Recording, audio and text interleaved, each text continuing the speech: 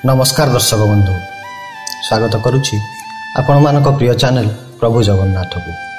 भिडियोटी आरंभ करने पूर्व दर्शक बंधु मानक गोटे अनुरोध, आपण माने जदि प्रभु जगन्नाथ परम भक्त होइतिबे कमेंट रे जय जगन्नाथ निश्चय लिखिबे। चलंतु आरंभ करिबा आजिर ही कहानीटी। निर्वाचन प्रचार प्रसार पूरा सरगरम हो जाइछि।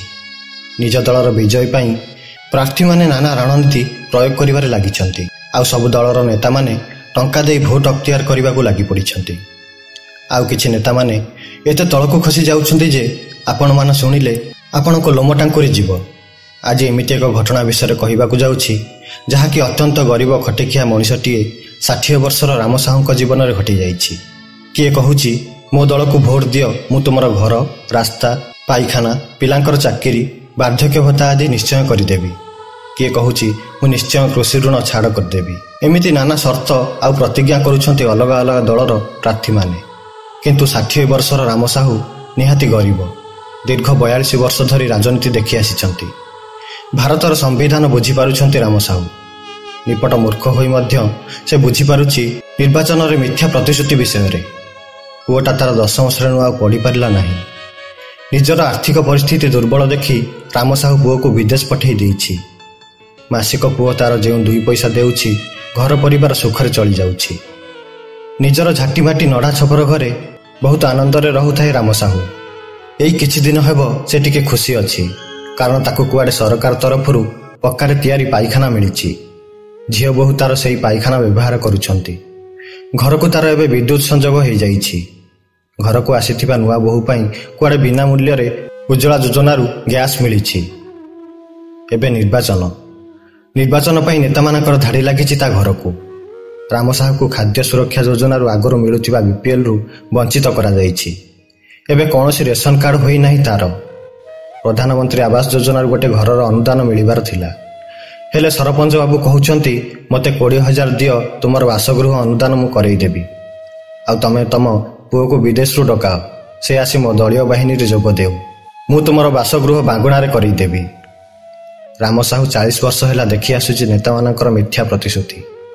बासगृह नाही, से बहुत थर ब्लॉक उन्नयन अधिकारी शरणागत होइछि। सरपंच अन्य दल रे भोट देइछि कही निजर रेशन कार्ड रु वंचित करिछन्ति। सेथिपई मध्य अपाठुआ राम साहू जिलापालଙ୍କ द्वारस्थ होई सारिछन्ति। काहेकि एमिति राजनीति करुछन्ति एई नेता गुडाक? स्वाधीन भारतर आमे निरीह गरीब नागरिक कौन दोष करिछु जे सरकारी कर्मी मानकर आम उपरे दाउ साजिबार देखा जाउछि। जो माने दलीय कर्मी से माने 3 थर प्रधानमंत्री आवास योजना, इंदिरा आवास योजना, बिजु पक्का घर योजना पाई सारलेनी। हेले मो उपरे निरीह गरीब अपाठुआ लोक माने कौन सेमानकर अत्याचार को मुंडपाती सही जाउथिबु? एमिति राजनीति को यही भकुआ नेता माने अत्यंत मर्मन्तुद अवहेलित और दंडित ही राम साहूर निरीह परिवार। आज सकाळ समय सरपंच बाबू आसिछन्ति। राम साहूर पत्नी आवेग भरा कंठरे कहिले, आज सूरज केउ दिगरु उइल केजानी। सरपंच बाबू, माउसी मात्र 15 दिन रहिला निर्वाचन, पुओ को विदेश रु डकाओ, से आसिला आम सहित निर्वाचन प्रचार करिवो। सत कहूछि माउसी, तुमर घर आ मौसांकर वार्धक्य भत्ता करिदेबी।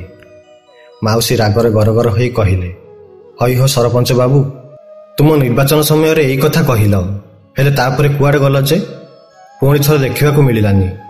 रेशन कार्ड हेई नाही कहिबारु मते कोन कहिल ना तुमको भोट देइनी। एमिति राजनीति तुमर? आज कहूछ जे तुमर घर हेबो, भत्ता हेबो आ रेशन कार्ड हेबो। आमे तुमको भोट देउछु काहेकि? आमर दुख रे तुमे आमर साथी हेबा पई। हेले तुमे कोन करछो कहिल? तुम स्वार्थ पई घर पई लांच 20,000 मागुछ, आ कहूछ मते भोट देइन। केमितिका लोक हो आपण? निज स्वार्थ रे लड़ाई करुछ, निज बैंक रे अर्थ बढ़ाई चलीछ। एमिति भकुआ हेउछ जे आम रक्त पीवाकू पछौन।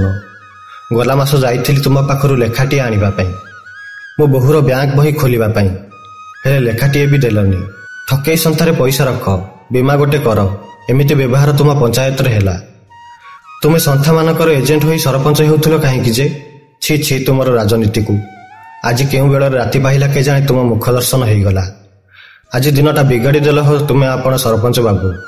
सरपंच बाबू तो बहुत रागी, हेले आग को निर्वाचन टिके कथबार्तार एपट सेपट हेले गुरु नेता माने लात मारिबे। गला निर्वाचन दंगा हंगामा करी भोट पाइछि, जहा कहूछि कहू बुढ़ी ମୋର ତ ଗାଳି ଶୁଣି ଶୁଣି ଅଭ୍ୟାସ ହୋଇସାରିଛି। ରାଜନୀତିରେ ରହିଲେ ସୋସିଆଲ ମିଡିଆ ଠାରୁ ଗାଁ ଗହଳି ପର୍ଯ୍ୟନ୍ତ ଗାଳି ଶୁଣିବାକୁ ପଡ଼େ। ଏଇଟା କ'ଣ ନୂଆ କଥା ଯେ? ରାମ ସାହୁ ନିଜର ବାସି କାମ ସାରି ଆସି ପହଞ୍ଚିଲେ। ସରପଞ୍ଚ ବାବୁଙ୍କୁ ଦେଖି ନମସ୍କାରଟିଏ ହେଲେ। ଆଜି ସରପଞ୍ଚ ବାବୁ ସକାଳୁ ସକାଳୁ ନିଜ ଗରିବ କୁଡ଼ିଆରେ ବୋଲି ପଚାରିଲେ। ଏଥର ସରପଞ୍ଚ ବାବୁ 500 ଟଙ୍କିଆ ନୋଟ ଗୋଟେ କାଢ଼ି ରାମ ସାହୁଙ୍କ ହାତକୁ ବଢ଼ାଇ ଦେଇ କହିଲେ, ପୁଅର ଆସିବା ଯିବାର ଖର୍ଚ୍ଚ ନିଶ୍ଚୟ ଆସିବାକୁ କହିବ। ମାଉସୀ ମୋର ଭଲ ଚର୍ଚ୍ଚା କରିସାରିଛନ୍ତି। ମୁଁ ଆସୁଛି, ଆଉ ଗୁଡ଼ିଏ କାମ ଅଛି ସାଡ଼େ। ଏତିକି କହି ଚାଲିଗଲେ ସରପଞ୍ଚ ବାବୁ। ଏଥର ରାମବାବୁଙ୍କ କିଛି କହିବାର ନଥିଲା। ରାମବାବୁଙ୍କୁ 500 ଟଙ୍କା ମିଳିଛି ପୁଅକୁ ଡକେଇବା ପାଇଁ ବୋଲି ବିରୋଧୀ ଦଳର ନେତାମାନେ ଶୁଣିପାରିଲେ। ସେମାନେ ଆସି ରାମ ସାହୁ ନିକଟରେ ହାଜର। ବିରୋଧୀ ଦଳର ନେତା କହିଲେ, ରାମବାବୁ ଆମ ଦଳକୁ ସମର୍ଥନ କର, ଆଉ ପୁଅକୁ ବିଦେଶରୁ ଡକାଅ। ମୁଁ ତୁମକୁ 5000 ଦେଉଛି। ଏମିତି କହି ନିଜ ପକେଟରୁ 5000 କାଢ଼ି ରାମ ସାହୁଙ୍କ ହାତରେ ଧରେଇ ଦେଲେ ବିରୋଧୀ ଦଳର ନେତା। ପୁଣି କିଛି ସମୟ ପରେ ଅନ୍ୟ ଏକ ନେତା ଆସି 10000 ଧରେଇ ଦେଇ ଚାଲିଗଲେ। ଏଥର ସରପଞ୍ଚ ବାବୁଙ୍କ କାନରେ ବାଜିଲା ରାମ ସାହୁଙ୍କ ନିକଟକୁ ଆସୁଥିବା ବିରୋଧୀମାନଙ୍କର ପଇସା ବିଷୟରେ। ରାମ ସାହୁ ମନରେ ଟିକେ ଦୁଃଖୀ ହେଉଥାନ୍ତି। ହେଲେ ଯେଉଁମାନେ 5 ବର୍ଷ ଯାଏ ଦେଖା ଦିଅନ୍ତି ନାହିଁ, ସେଇମାନେ ଆଜି ଟଙ୍କା ବର୍ଷା କରିବାରେ ବ୍ୟସ୍ତ। ବୁଝି ଯାଇଥିଲା ରାମ ସାହୁ ରାଜନୀତିର ବେପାର। ଏଥର ସରପଞ୍ଚ ବାବୁ 50000 ଧରି ରାମ ସାହୁ ପାଖରେ ହଜର। ନିଜେ ଯାଚି ଯାଚି ରାମ ସାହୁ ପକେଟରେ ପୂରେଇ ଦେଇଗଲେ ମୁଠା ମୁଠା ଟଙ୍କାର ବିଡ଼ା। ରାମ ସାହୁ ଖୁସି କହିଲେ, ନ ସରେ, କିନ୍ତୁ ମୋ ଭୋଟ ମୁଁ ବିକିବି ନାହିଁ। ହେଲେ ଏଇ ଭକୁଆ ନେତା ମୋ ଭୋଟର ଦାମ କେତେ ଦେଇପାରିବେ ଦେଖିବି। ଏମିତି କହି ନିଜକୁ ନିଜେ ଟଙ୍କା ରୁଣ୍ଡେଇବାରେ ବ୍ୟସ୍ତ ରହିଥାଏ ରାମ ସାହୁ। ପୁଅ ଫୋନ୍ କରିବାରୁ ରାମ ସାହୁ ବାରଣ କଲେ, ବାପରେ ଏଇ ରାଜନୀତି ଫାଜନୀତିରୁ ତତେ କ'ଣ ମିଳିବ କହିଲୁ? ସବୁ ପ୍ରାର୍ଥୀମାନେ ଯାଚି ଯାଚି ପଇସା ଦେଇ ଯାଉଛନ୍ତି। ହେଲେ ତୁ କାହାକୁ ଆସି ସମର୍ଥନ ଦେବୁ କହିଲୁ?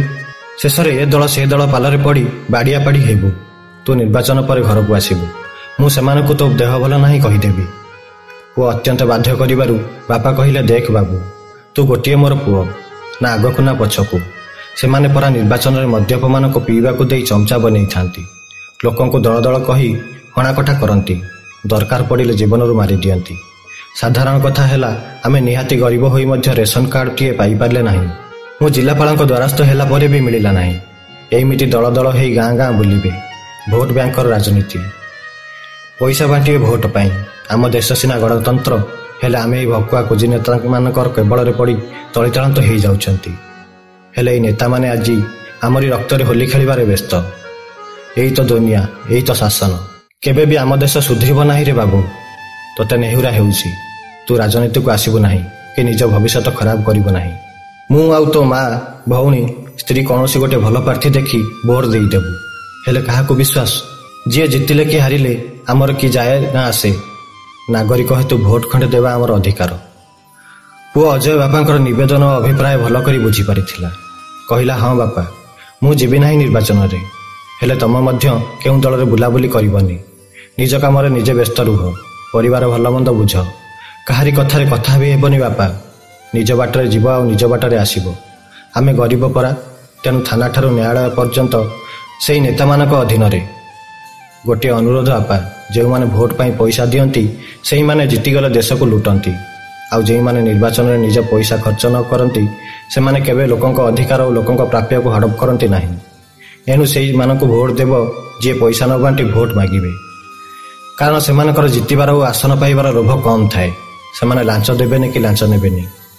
ବାପ ରାମ ସାହୁ ପୁଅ କଥାରେ ଏକମତ ହୋଇଗଲେ ଓ ନିଜର ନିର୍ବାଚନୀ ମତକୁ ସ୍ଥିର କରି ନିର୍ବାଚନୀ ଦିନକୁ ଅପେକ୍ଷା କରି ରହିଲେ। ଏଣୁ ଓଡ଼ିଶାବାସୀଙ୍କୁ ମୋର ବିନମ୍ର ନିବେଦନ ଏତିକି କହିବି ଯେ କି କାହାର ଅର୍ଥଦାନରେ ପ୍ରଲୋଭିତ ନ ହୋଇ ନିଜର ଭୋଟ ଖଣ୍ଡିକୁ ଠିକ୍ ଲୋକଙ୍କୁ ଦେଇ ଜୟଯୁକ୍ତ କରାଇବେ। ଜୟ ଜଗନ୍ନାଥ, ଜୟ ଜଗନ୍ନାଥ, ଜୟ ଓଡ଼ିଶା, ଜୟ ଜଗନ୍ନାଥ।